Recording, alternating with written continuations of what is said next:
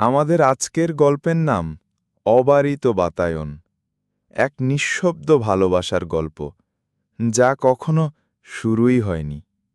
গল্প নির্মাণ আরাফাত বাপ্পি, ডিজিটাল কৌশলবিদ শামসুল আলম এবং পরিবেশনা 0 কিলোমিটার।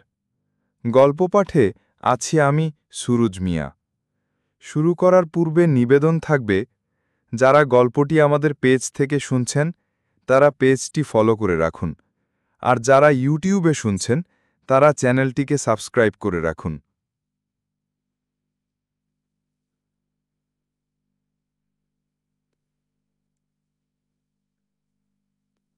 আমি রিয়াদ ভুইয়া।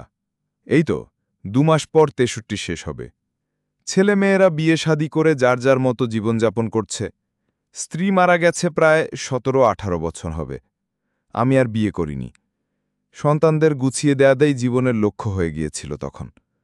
যদিও সবাই আফসোস করে আমার একাকিত্ব নিয়ে, কিন্তু আমি নিরিবিলি নিজের সাথেই ব্যস্ত থাকতে পছন্দ করি।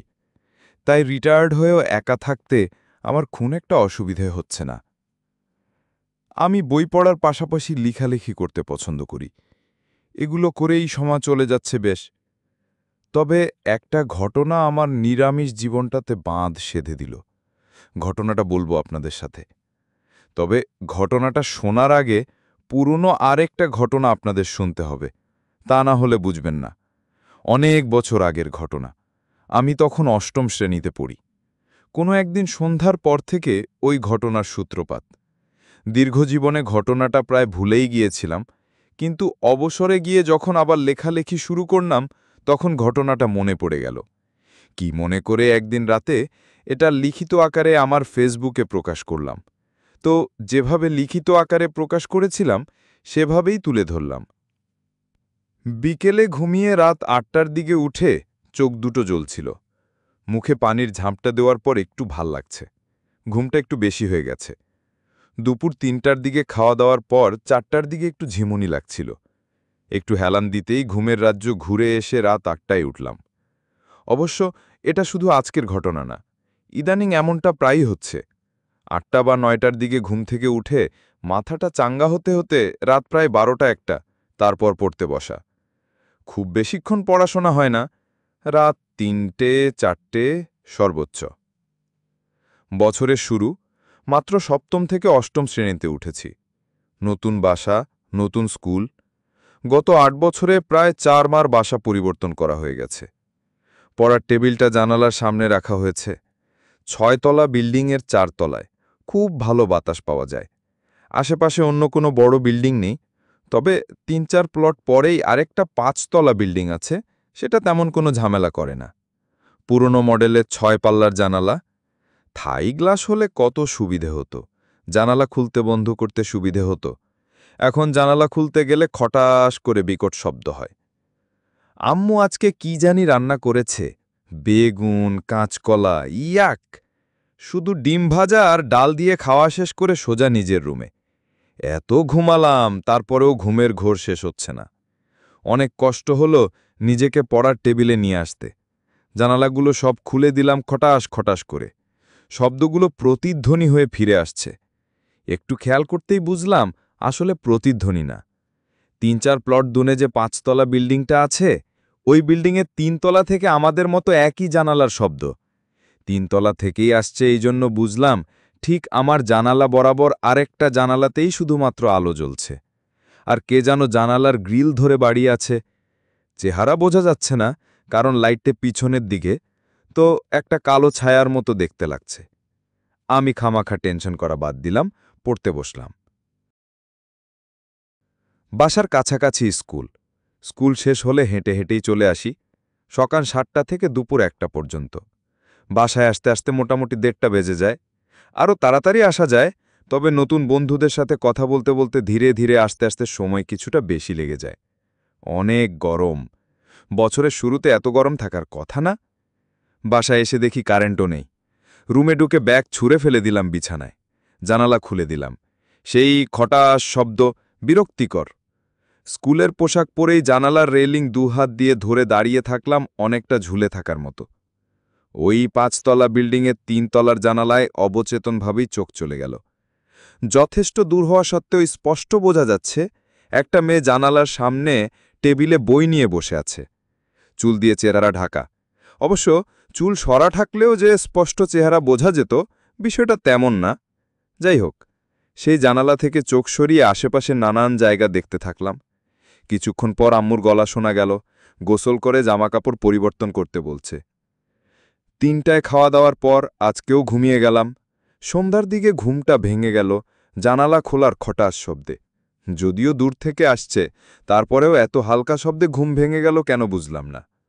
চোখ কোচলাতে কোচলাতে জানালার সামনে গিয়ে দেখলাম সামনের বিল্ডিংয়ে ৩তলার জানালায় গত রাতের সেই ছায়ামূর্তি। আজকে আর বুঝতে অসুবিধে হলো এটা আজকের দুপুরের ওই মেয়েটা। ঘুমাতুর ঝাপসা চোখে কেন জানি মনে হলো মেয়েটাও মনে হয় এদিকেই তাকিয়ে আছে। রাত ১২টা বাজে। আজকে মাথা কাজ করছে না, একটা অস্থিরতা পুরো মানসিকতা ভর করে আছে। ঘুমও নেই, শুয়ে থেকে চেষ্টা করলাম, কাজ হচ্ছে না। আজকের আকাশটা দেখতে ইচ্ছে হলো। অন্ধকার অবস্থাতেই আস্তে আস্তে জানালার সামনে এসে দাঁড়িয়ে আকাশের দিকে তাকিয়ে রইলাম। পরিষ্কার আকাশে তারাগুলো মিটমিট করছে। পুরো শহর প্রায় অন্ধকার, বেশিরভাগ মানুষই ঘুমিয়ে গেছে। হঠাৎ করে অজান্তেই ওই জানালাটায় চোখ পড়তেই দেখি মেয়েটা এখনও পড়াশোনা করছে। ওই জানালাটা ছাড়া সব জানালা অন্ধকার, তার মানে তার ঘরের সব ঘুমে।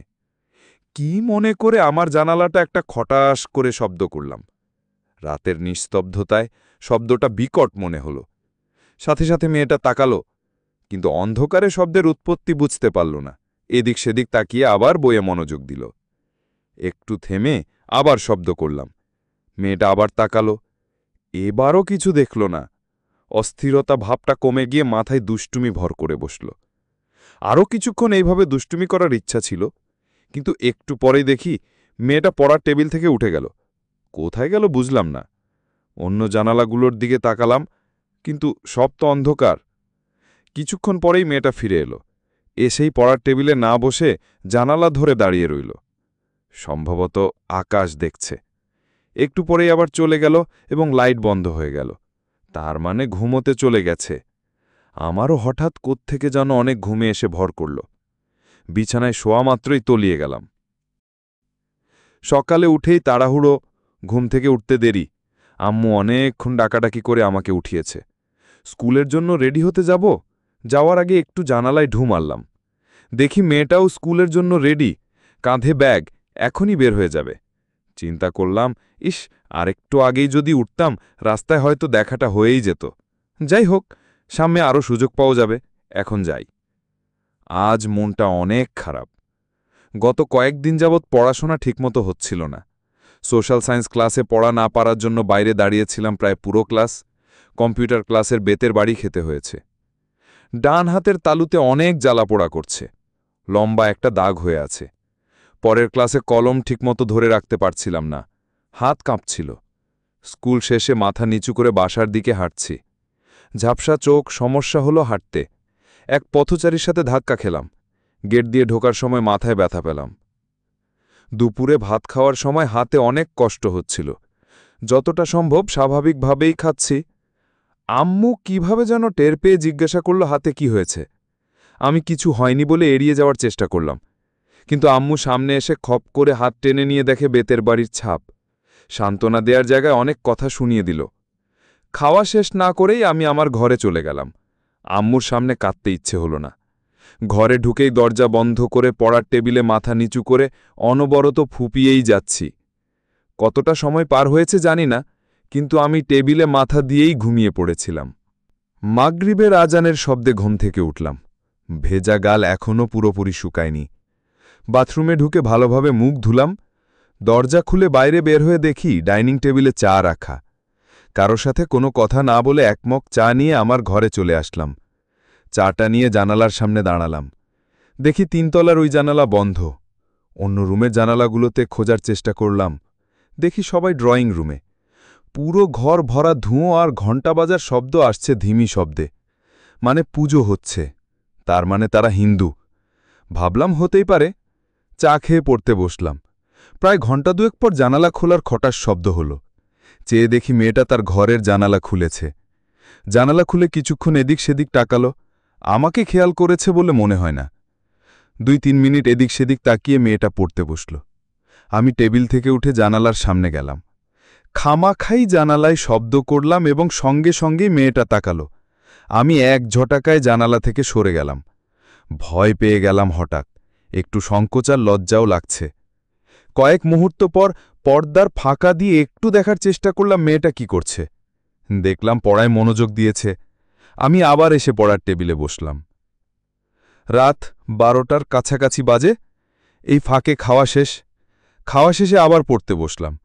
মেয়েটাও পড়ছে, কিন্তু এখন আর পড়ায় মন যাচ্ছে না। জানালার কাছে গিয়ে দাঁড়ালাম। চিন্তা করলাম এবার আর সরে যাব না। জানালায় হাত দিলাম। শব্দ করব কিনা দ্বিধায় পড়ে গেলাম। একটু ভয়ও লাগছে। হার্টবিট অনেক বেড়ে গেছে। কোনো কিছু না ভেবে দিলাম জানালায় ধাক্কা। বিগত সময়ের চেয়ে মনে হলো অনেক বিকট শব্দ হলো।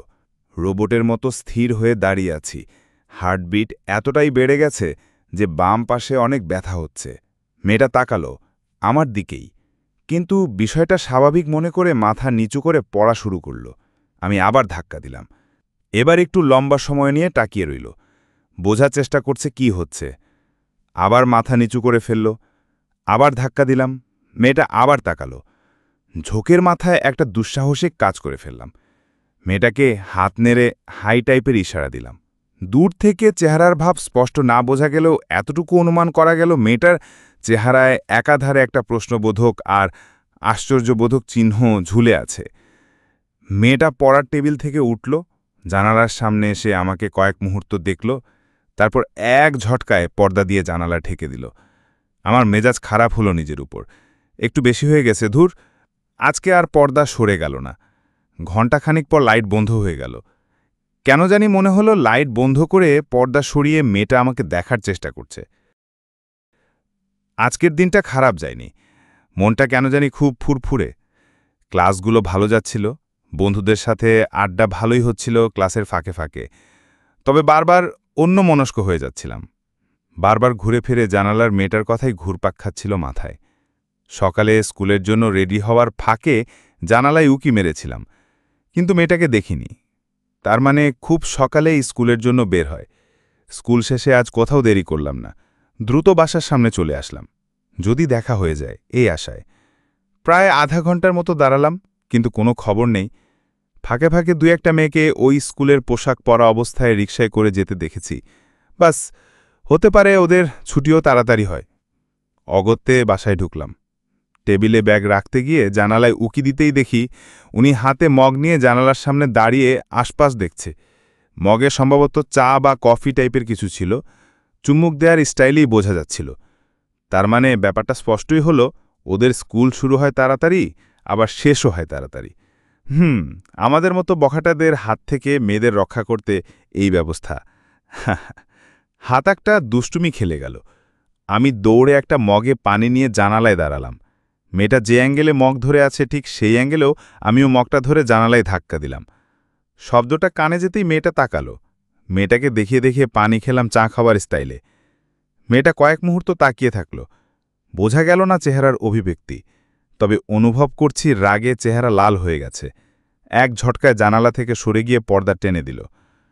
যতই পর্দা টানাটানি করুক, আমি ছেড়ে দেওয়ার পাত্র ছিলাম না। ব্যাপারটা অনেকটা খেরার মতো হয়ে গেল।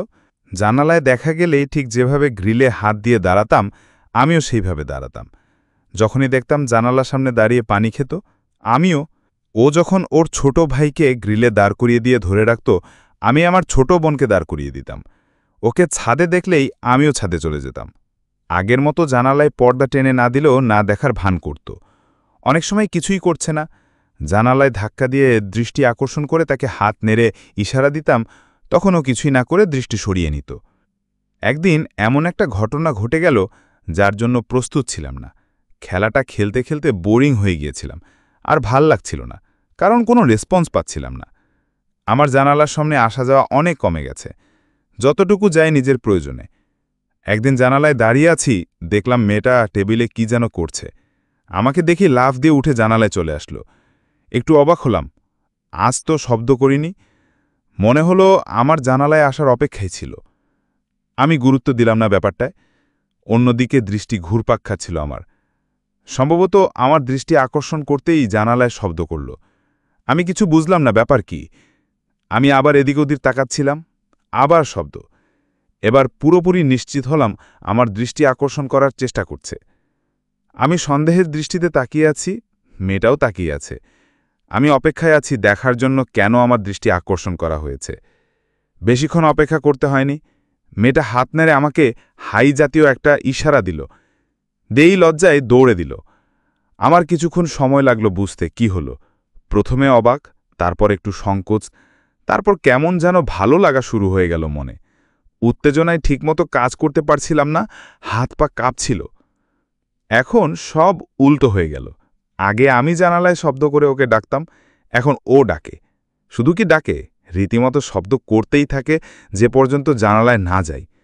আগে আমি ওকে অনুকরণ করে ওকে খেপাতাম, এখন ও আমাকে অনুকরণ করে। জানালায় যখন আসি দেখলেই দৌড়ে চলে আসে, পানি খেতে দেখলে আমাকে দেখিয়ে পানি খায়, ছাদে গেলে সেও ছাদে চলে আসে। আমার মতো ওরও রাত জাগার অভ্যাসটা হয়ে গেছে। ঈদের সময় আমি বেড়াতে চলে গেলাম নানুর বাসায়। যাওয়ার ইচ্ছে ছিল না, কিন্তু বাসায় কেউ থাকবে না, অগত্যে উপায় নেই। সবসময় আমার নানুবাড়ি আমার কাছে খুব প্রিয় একটা জায়গা। সম্ভবত এই প্রথম নানুবাড়ি আমাকে নিয়ে যাওয়া হলো জোর করে। সেখানে গিয়েও ছটফট করছি, কবে বাসায় যাব। কোনো কিছুতেই মনটা স্থির করতে পারছিলাম না। হঠাৎ হঠাৎ চমকে উঠছি। মনে হচ্ছিল কোথা থেকে যেন জানালার শব্দ ভেসে আসছে। প্রায় 1 সপ্তাহ থাকার কথা ছিল, কিন্তু আমার কারণে সবাইকে 4 দিনের মাথাতেই চলে আসতে হয়েছে। এর জন্য অনেক নাটক করতে হয়েছে, অসুস্থতার ভান করতে হয়েছে, বিভিন্ন সমস্যার অভিযোগ দাঁড় করাতে হয়েছে, আবার আম্মুর কাছে ঝাড়িও খেতে হয়েছে। বাসায় এসে সব কাজ বাদ দিয়ে আমি জানালার সামনে গেলাম। কয়েকবার শব্দ করলাম, কিন্তু কোনো সাড়া নেই। কোথায় গেল? অস্থিরতার সর্বোচ্চ সীমায় পৌঁছে গেছি একটা ঝলক দেখার জন্য। প্রায় ঘণ্টাখানিক ডাকাডাকির পর কোনো সাড়া না পেয়ে বিছানায় শুয়ে চোখ বন্ধ করে রইলাম। অস্থিরতা একটা পর্যায়ে মেজাজ খারাপে রূপান্তরিত হল। হার্টবিট অনেক বেড়ে গেল, এতটাই বেড়ে গেল যে পুরো শরীর মন স্থির রাখতে পারছিলাম না। এমন সময় জানালায় শব্দ হলো।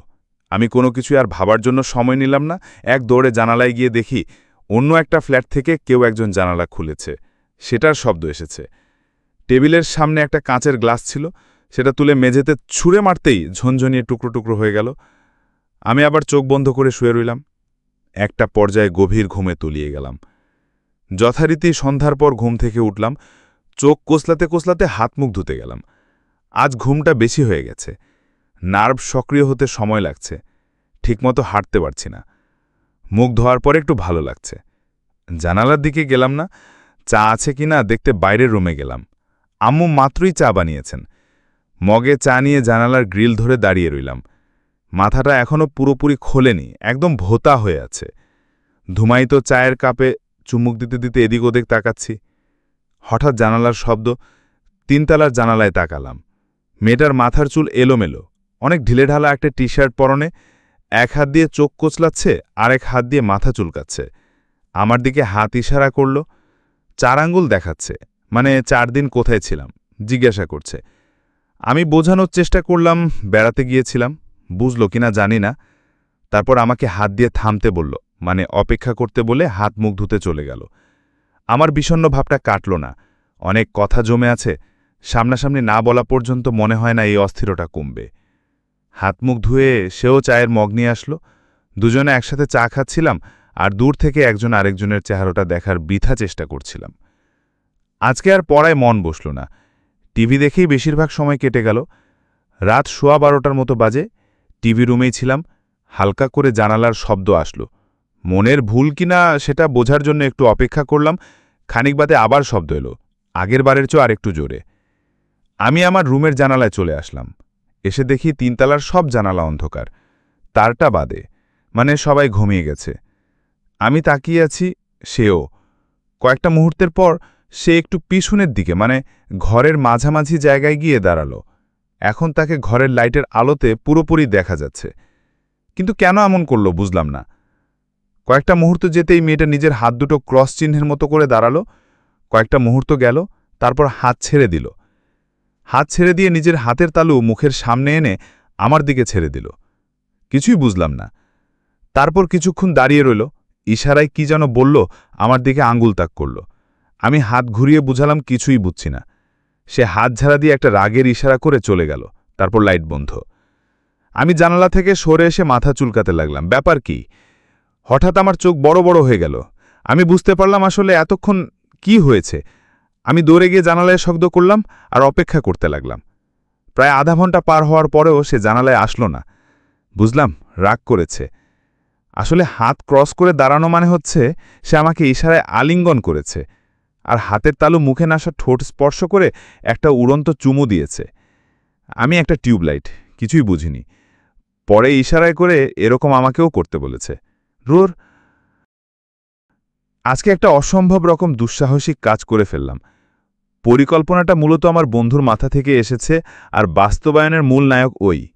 স্কুল শেষে আমরা আমাদের এলাকায় চলে আসলাম। আমার বন্ধু আমাকে জিজ্ঞেস করল কোন বিল্ডিং।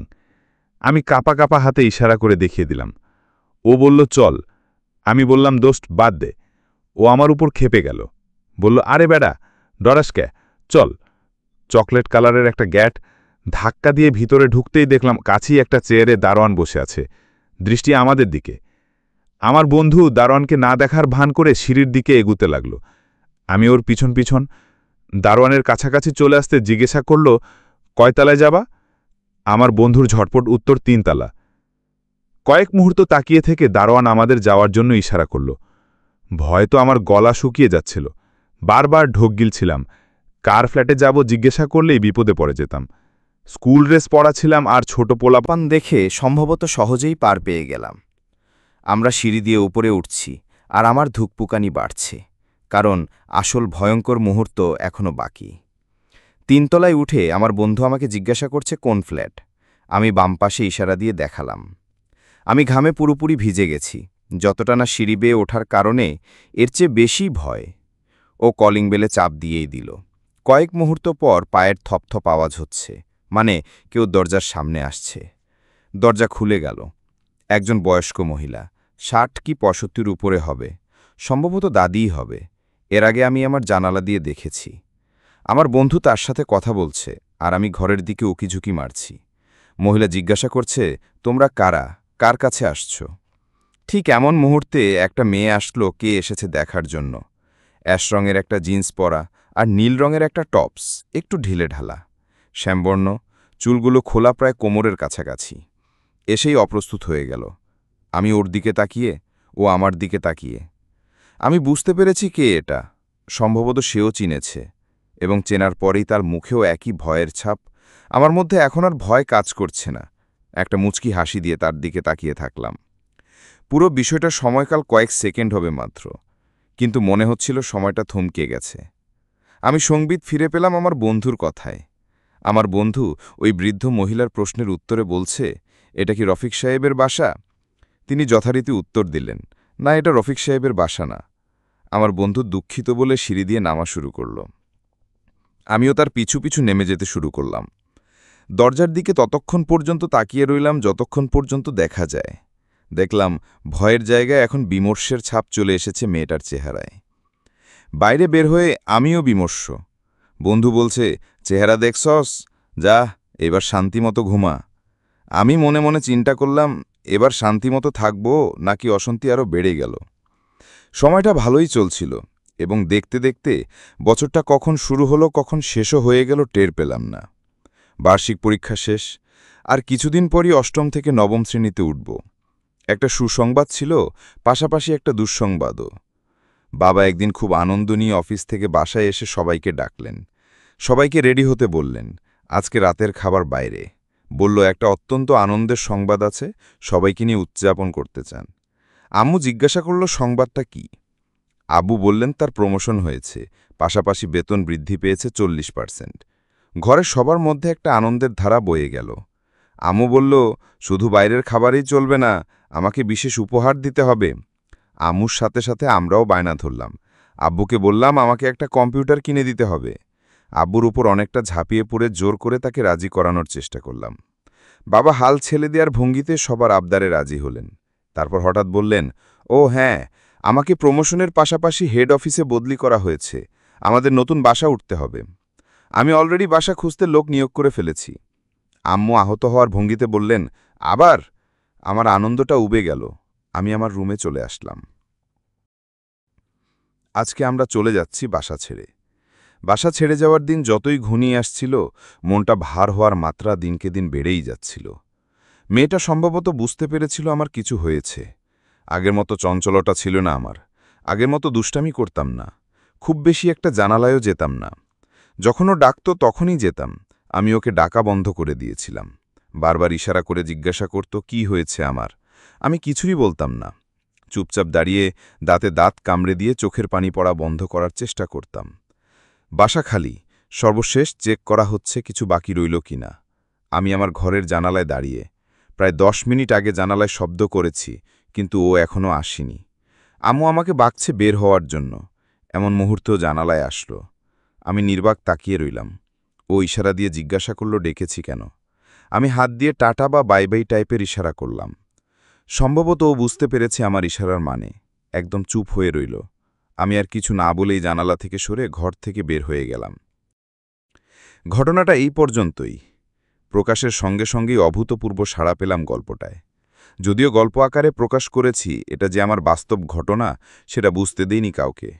অনেকে মন্তব্য করার পাশাপাশি শেয়ারের পর শেয়ার, রিঅ্যাকশনের পর রিঅ্যাকশন, বিশেষ করে টিনেজার বা তরুণ সমাজে মোটামুটি আলোড়ন সৃষ্টি হলো গল্পটা নিয়ে।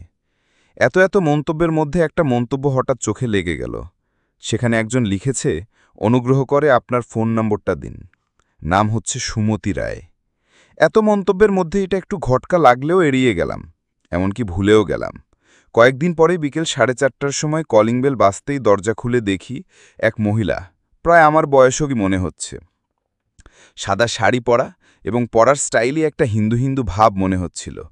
মুচকি মুচকি হাসা মুখে আমাকে জিজ্ঞাসা করলেন, এটা কি রফিক সাহেবের বাসা? তারপর আমাকে তোয়াক্কা না করেই ঘরে ঢুকে গেল।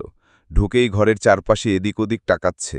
আমি বিব্রত অবস্থার একদম চরম পর্যায়ে গিয়ে যখন মুখ খুলতেই যাব, তখন দেখি সে বিকট শব্দে একটা জানালার একটা কপাট খুলে ফেলল। খুলেই হাসি মুখে আমার দিকে তাকিয়ে বলল, এই যুগে এমন মানধাতা আমলের জানালা কেউ ব্যবহার করে? আস্তে আস্তে আমার বিস্ময়কর মুখটা শিথিল হতে হতে সেখানেও সুমতির মতো একটা মুচকি হাসি জায়গা করে নিল। সমাপ্তি হলো আমাদের আজকের গল্প, অবারিত বাতায়ন। গল্পটা যদি আপনাদের মনে বিন্দুমাত্র প্রভাব ফেলে থাকে, তাহলে আপনার অনুভূতি কমেন্টে জানান, লাইক করুন এবং আপনার পরিচিত জনের সাথে শেয়ার করুন।